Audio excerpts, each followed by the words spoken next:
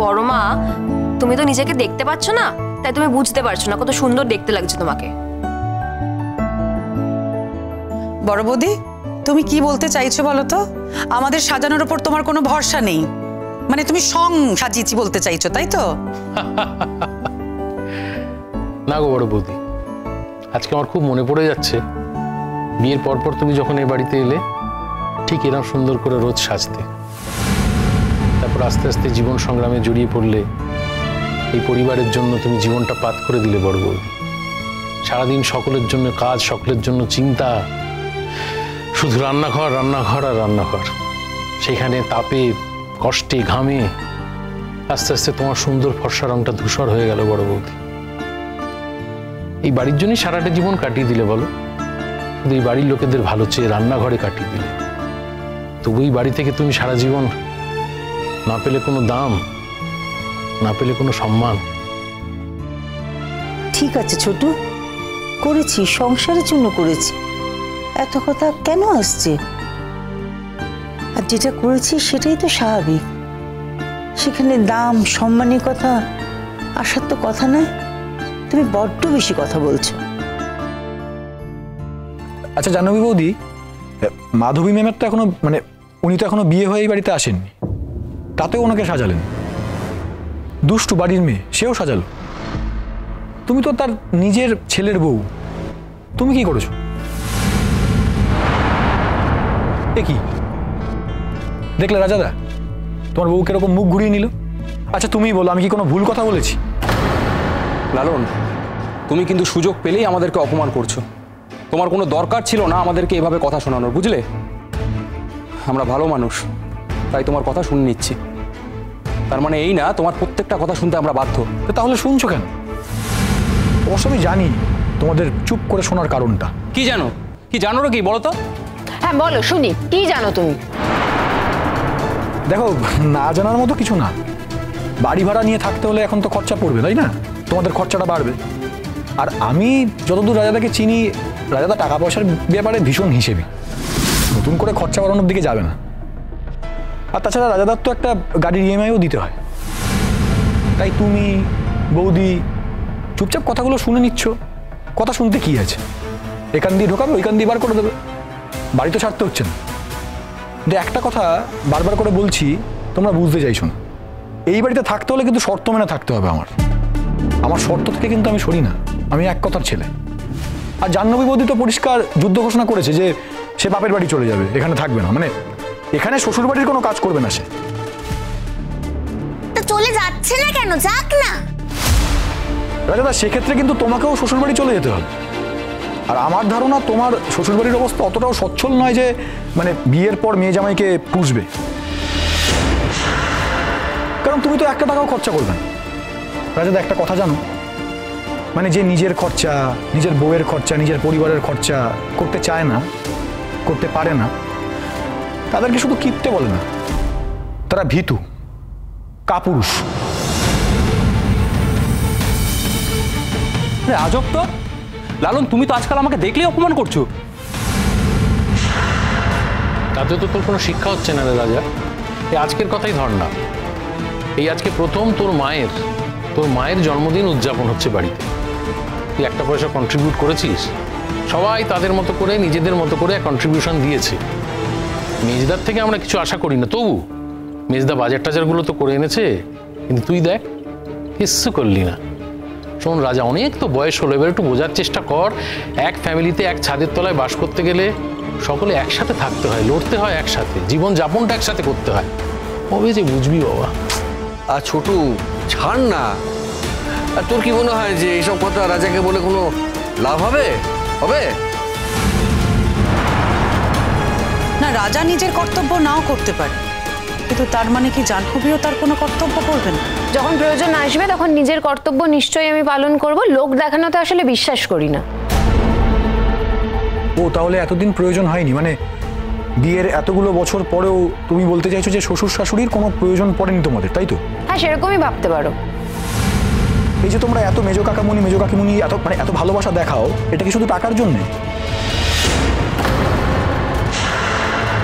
ওরা দুজন টাকা দিতে পারছে না বলে তো পরিশ্রম করছে। তোমরা টাকা দিয়ে না পারো, তোমরা তো পরিশ্রমটুকু শেয়ার করতে পারতে। আমরা কি এখন এখানে এইসব কথাগুলো শুনবো বলে দাঁড়িয়ে আছি? লালন, আমরা এখানে একটা শুভ অনুষ্ঠানে এসেছি, আর আমাকেও তো বাড়ি ফিরতে হবে। তোর বোনটা বাড়িতে একা রয়েছে। নে নে, আর সময় নষ্ট করিস না। আর তোরই বা এত কথা বলার দরকার কি শ্বশুর বাড়ির ব্যাপারে? না, আমি কিন্তু শ্বশুরবাড়ির বিষয়ে কোনো কথা বলছি না, আমি শুধু অন্যায়ের বিরুদ্ধে কথা বলছি। এত কথাই আসতো না যদি ওনারা আমার বাবার কাছ থেকে টাকা না নিতেন, যদি আমার প্রাপ্য টাকা আমাকে ফিরিয়ে দিতেন। আমার কোনো মাথা ঘামানোর প্রয়োজনই ছিল না। না না, এটা তো হতে পারে না যে ওনারা আমার প্রাপ্য টাকাও দেবেন না অথচ আমাদের কথাও শোনাবেন। তা তো হয় না, তাই না? আরে তুমি আমাকে কেন কথা শোনাচ্ছ? আমি কি তোমার বাবার থেকে টাকা নিয়েছিলাম নাকি? হ্যাঁ, আর আমার তো কোনো প্রশ্নই নেই।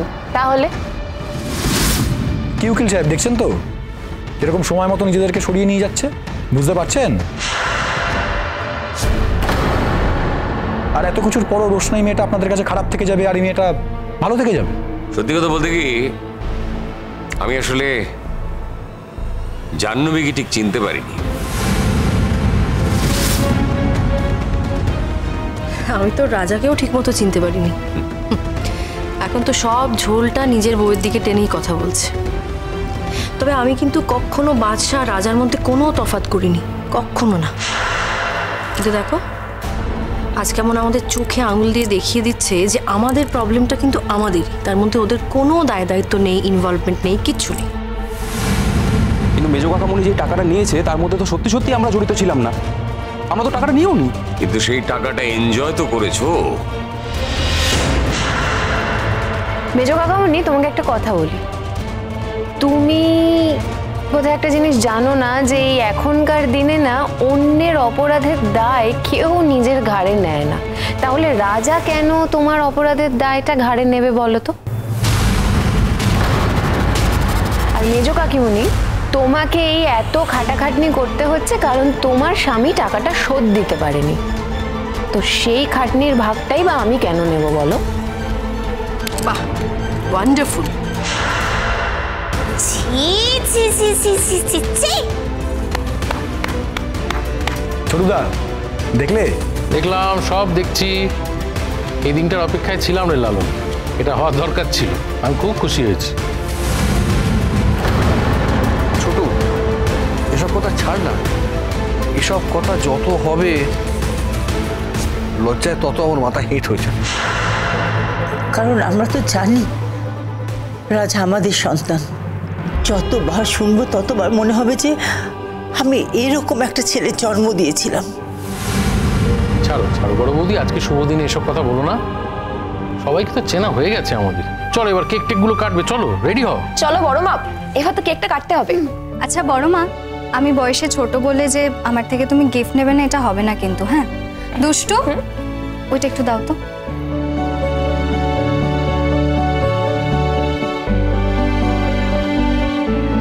এই নাও, তোমার জন্য একটা সামান্য উপহার। এসবে কি দরকার ছিল মা? বড় মা, তোমার তো কখনো ভালো শাড়ি পরাই হয় না। এইটার মধ্যে একটা শাড়ি আছে। আমি তো আসলে এখন বাইরে বেরোতে পারছি না, আমার শরীরটা ভালো নেই বলে। এটা আমার কাছে কেনাই ছিল, আমি মায়ের জন্য কিনেছিলাম। আর এখন তো আমি ওই বাড়িতেও যেতে পারছি না যে মাকে দেবো, তাই মাকে পরে কিনে দেবো আমি। আপাতত আমি এটা তোমাকে দিয়ে প্রণাম করতে চাই। গরিমা, কি করছো মা? এই সময় কি কেউ নিচু হয়? সুখে থাকো মা, ভালো থাকো। গরিমা, তোমার বড় মার সত্যি কপাল খুব ভালো, তবুও কিছু একটা জুটলো আজকের দিনে। কিন্তু আমি তো তোমার জন্য কত কিছু করেছি বলো, আমার জন্য তো তুমি কখনো কোনোদিন কিছু হাতে করে নিয়ে আসোনি না? কি হিংসুটে মহিলা বাবা! এই সব কিছু নিয়ে তো আমার মাই ভাবতো, আমাকে তো কখনো ভাবতেই হয়নি। আজকে যখন প্রথমবার আমি এটা ভাবলাম আর ভেবে এই বাড়ির যোগ্যতম মানুষটাকেই এই শাড়িটা দিতে ইচ্ছে হলো আমার।